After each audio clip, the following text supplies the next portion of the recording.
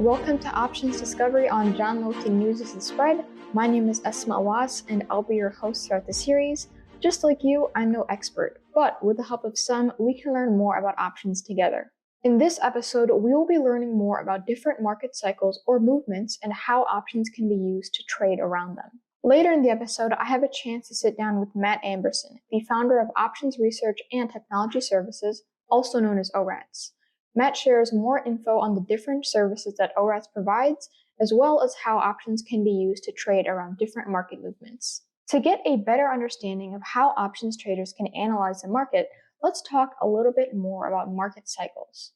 Although they can be hard to pinpoint, market cycles form from economic trends observed during different industry environments. There are 4 stages of a market cycle: the accumulation phase, the markup phase, the distribution phase, and the downtrend phase. The accumulation phase occurs when investors think the market has bottomed out. Because of this, some investors will start to buy securities. The accumulation stage is followed by the markup stage. This is the stage where more investors start to jump in, causing volume spikes and price trends to occur. The distribution phase is seen as the 3rd phase in the market cycle. In this phase, investors will start to sell securities and market sentiment will become less bullish. Finally, the downtrend or markdown phase is indicated by a plummet in prices and an increase in losses. It's no surprise that many investors try to avoid the consequences of this phase. There are many influencers that can cause one market stage to lead into another. This includes real-world events like elections, international conflicts, pandemics, or other events. Along with this, market cycles follow the overall economic cycle. If there's an upward or downward trend in the economy, the market cycle is likely to follow. Market cycles can also be affected by market sentiment or fear. Investors might not want to miss out on upward market movements, causing a spike in buying. On the other hand, negative sentiment in the market can cause investors to sell securities at a higher rate. Although market cycles can be volatile, experts use different tools to trade around them. One tool is technical analysis. Technical analysis is a method used to predict future price movements using market data. In this method, past or current prices are seen as the best indicator of future prices. Depending on an investor's trading style, they can use charts with different time frames. Traders that open and close positions within a day will prefer charts analyzing shorter time frames, such as 5-minute, 15-minute, or hourly charts. On the other hand, longer-term traders will benefit from charts analyzing longer time frames, such as daily or weekly charts. Now that we have a better understanding of how market movements are analyzed, let's talk about how options come into play. Option strategies can be easily formed around general market sentiment or goals of an individual investor. If an investor is bullish in the market, they can establish positions like long calls, short puts, and bear call spreads. On the other hand, if traders are bearish in the market, they can establish trading positions like long puts, short calls, and bear put spreads. We'll get a chance to talk more about different options trading strategies later in this episode. This week, we're lucky to have Matt Amberson, the principal and founder of ORATS, to share more about his platform and how to trade around different market movements. Without further ado, please enjoy this week's interview. Hello, everyone. Welcome to another episode of Options Discovery. Today, I'm sitting down with Matt Amberson, the principal and founder of ORATS. Matt, can you give us a little overview of your background and how you got to where you are today? Sure. Nice to meet you, Asma. I actually came to Chicago from California. I was playing volleyball and went to graduate school there. Showed up, it looked like a nuclear bomb went off. Californians are not used to that. And I got a specialty in finance and went to the floor of the SIBO and started a market making career there that has continued on until this day. So over 20 years. And how did your experience as a market maker at SIBO, I guess, assist you in starting your own company? Yeah, so we realized quickly that you needed more of an edge than just the bid-ask spread. So I would hire people and put them on badges and have them learn the business, and then start to create proprietary calculations that we could use to help us trade.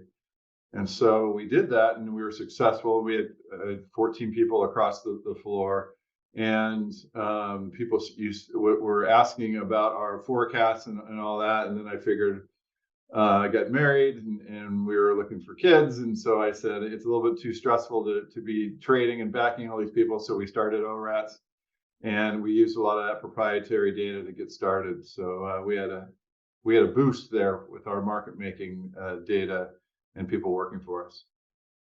I want to ask you, I guess, a few more questions about ORATs. Can you give an overview of what ORATs is? Sure. As I mentioned, it started with these forecasts and proprietary indicators that we were calculating to aid our market making operation. And then, we started to get clients, and they would say, well, how do we know that your forecasts and calculations are good? And so we said, well, here are some regression analysis, but we also made a back tester. And so that back tester kind of got a life of its own. And, we had large firms at that point, but then, other people started to see it. We, put our ORATs online, and we'd have people coming in wanting to back test. It's very difficult to back test options. But we had a good team of programmers that really understood how options worked, and we tried to get as realistic as possible so that a lot of these people the programmers had been on the floor, so they knew how to make it realistic. And so that was kind of our bailiwick, is having market maker adjacent people programming for us to make our back testing and our data very useful for trading, and also very accurate and realistic. Interesting. And I have another question. How does ORATs implement technical analysis in its platform?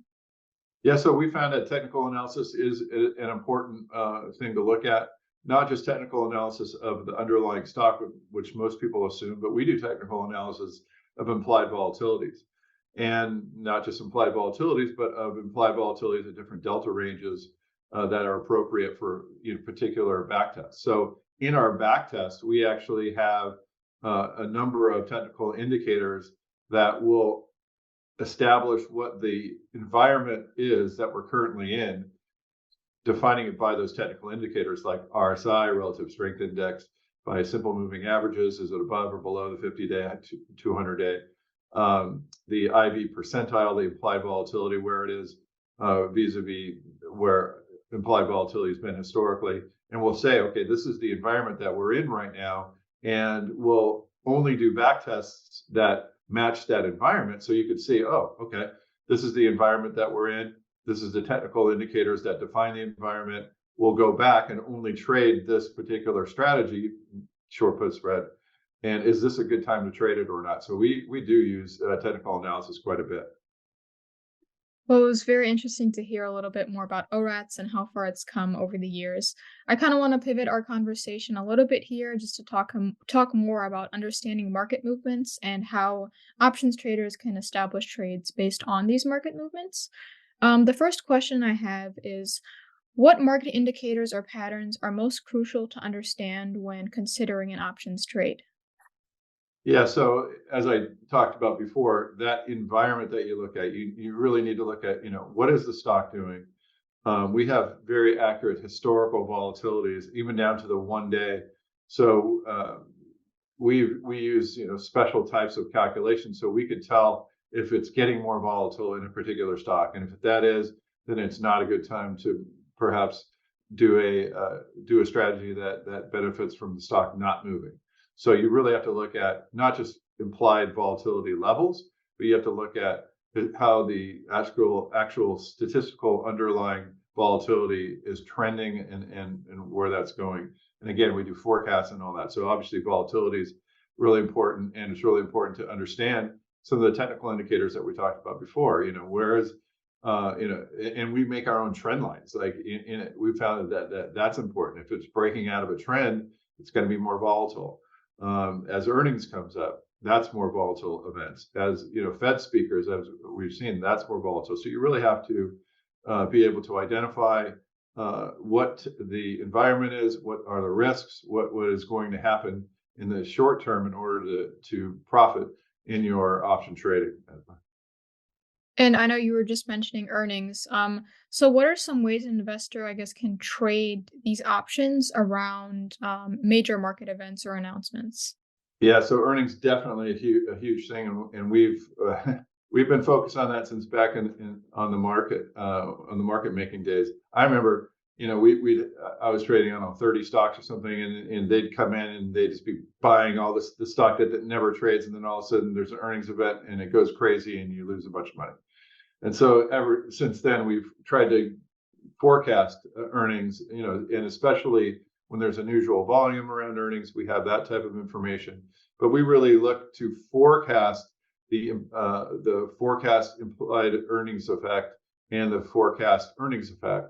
So we want to see how much earnings is going to move vis-a-vis our forecast. And so one of the things that our users use to trade is that they'll sort a whole list of, there's so many firms that are on a particular day, but if you sort them out and you put the high expected moves against the low expected moves, you could start to get, like people think trading earnings is a crapshoot, but if you're able to sort them and get the numbers behind you, then you could start getting the benefit of the historical information that we have. I mean, it's very difficult. I mean, you have to, in order to really look at what the market is expecting as an earnings move, you get a straddle, and people stop there, but you can't. You have to see how many days left are in the straddle, how much the stock is probably going to move. So we have all these distributions from a lot of historical moves in the past.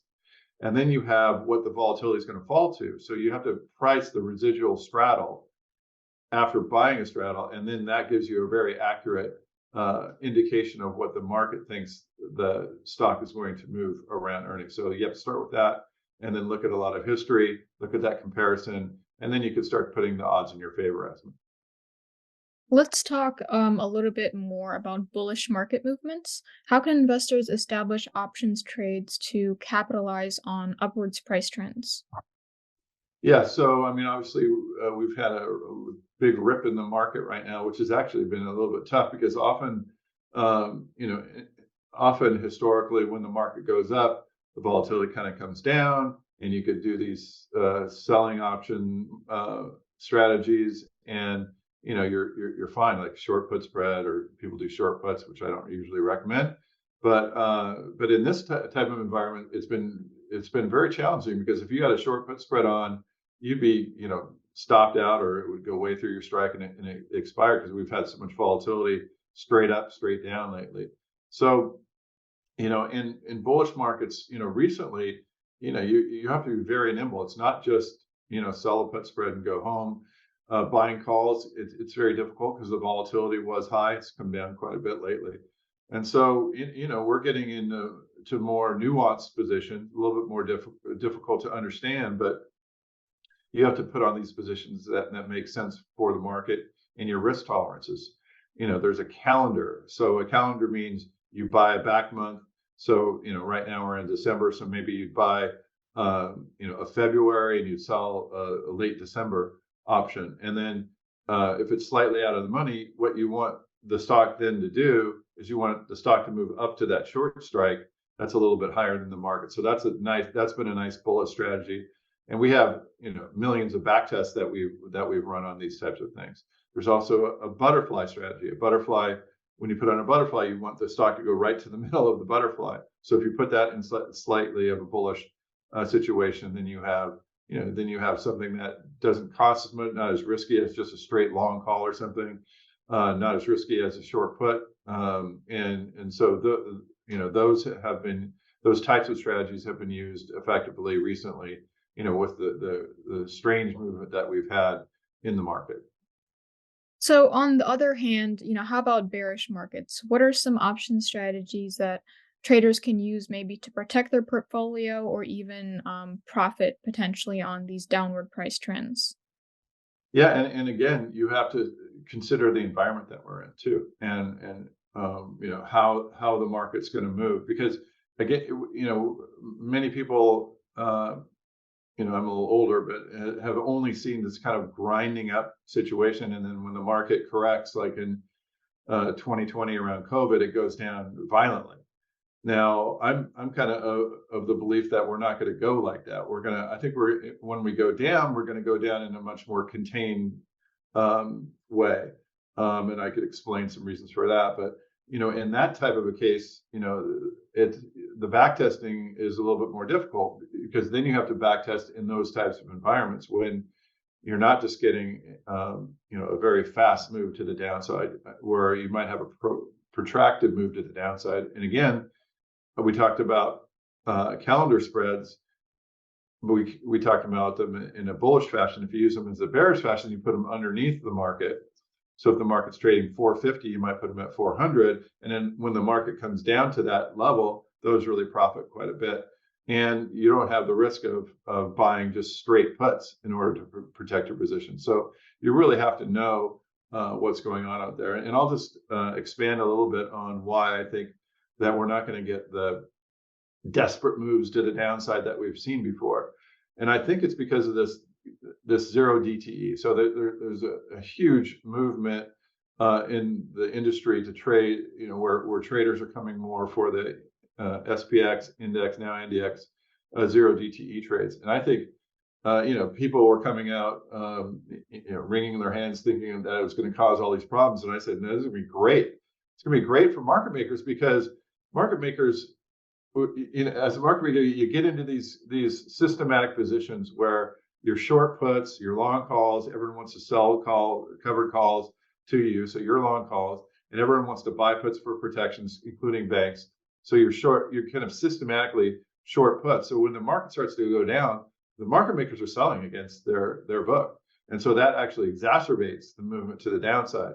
Now that's the way it used to be. Now with zero DTEs, there's so much more liquidity in the front, in 1 day, 2 days, 3 days, that market makers are kind of able to get out of these really risky positions.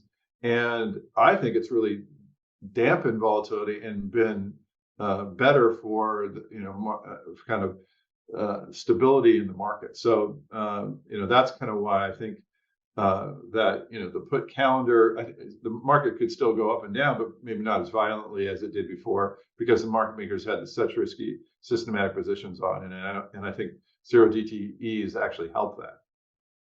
So I know we've been talking a little bit about trends. So how do investors differentiate between short-term fluctuations versus long-term trends in the market for options trading? Yeah, that's a good question. And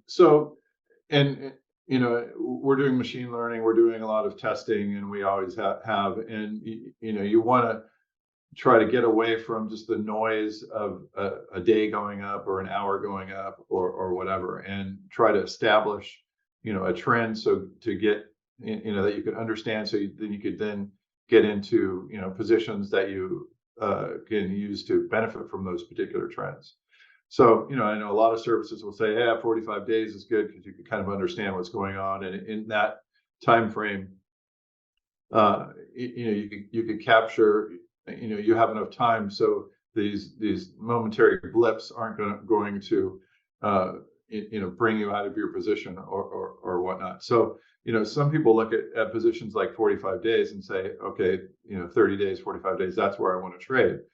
Well, other people will say, well, wait a second, I'm looking at zero DTEs, hours make sense. So, it does very much depend on the data that you have. So ORAS, we used to have near end of day data, and we still have it, but that was our big product. And we'd go back to 2007. Now we have minute by minute data, and we show that changing every second. So people can now kind of get the same look that they had with very long-term data, but now really compressed. So if it's something fractal like that, where you can take the similarities from a very long-term view of it to a very short-term view of it, well, you can then adapt your positions to a much shorter time frame. So it really depends on the data and the granularity of how many looks that you get at it, and that comes from how often you're taking snapshots of the market and doing summarizations of it. So it really depends, I guess, Asma. And just to piggyback off of my earlier question, What strategies would a trader implement based on short-term trends versus long-term trends? Yeah, so these short-term trends, I mean, zero DTEs, let's just take that for a moment. So, again, there's a lot of, people think it's gambling. It's not. I mean, a lot of people are really looking at that minute by minute data, breaking it down. Uh, not only what's going on from a technical indicator standpoint that we talked about at the top of the show, what's going on with the implied volatilities in the stock prices, but what's going on with the relative implied volatilities of the couple days out versus the zero DTE. So they're looking at those ratios and the trades that are going on. There are a lot of verticals. You don't want to be naked options, and you don't want to be naked options, especially in the most popular symbols like SPX, because it'll cost you a ton of money and it's very risky. So they're often doing verticals. And some of the favorite, if you do a vertical like $5 wide and you get into it for $2, it could go to $5, and so it's not too much risk. But you could still make some money on that. So people will look to those types of strategies. Longer term strategies. I mean, if you get really long term, that's leaps, and a lot of people will just tend to buy a leap for stock replacement. What that means is instead of buying the stock for $400, you could buy a leap option for $5. And that's both of those are times 100 to get the 100 shares of control. So leaps will allow you to from a long-term perspective, replace some of the stock for a lot. Some of these stocks have gone to such high prices that it's difficult to afford in a lot of people's portfolio, so they'll use these longer term. And then just in a longer term, meaning maybe 45 days to 90 days for an option. Those are still like you could just do wider verticals and wider iron condors than you would be able to in a very short term perspective, where there isn't that much premium outside of the near the money. So I don't know if that makes sense to people, but that's how you generally differentiate between longer term and shorter term option strategies. I hope you gained a better understanding on how different market movements can affect options trading strategies. I want to say a special thank you to Matt Amberson for taking the time to talk with us today. Thanks for watching, and I'll see you all in the next video. If you're hungry for more options content, make sure to subscribe to the JLN YouTube channel and check out our social media accounts. Be sure to check out our website, johnlothiannews.com, Markets Wiki, and the John Lothian newsletter for more content.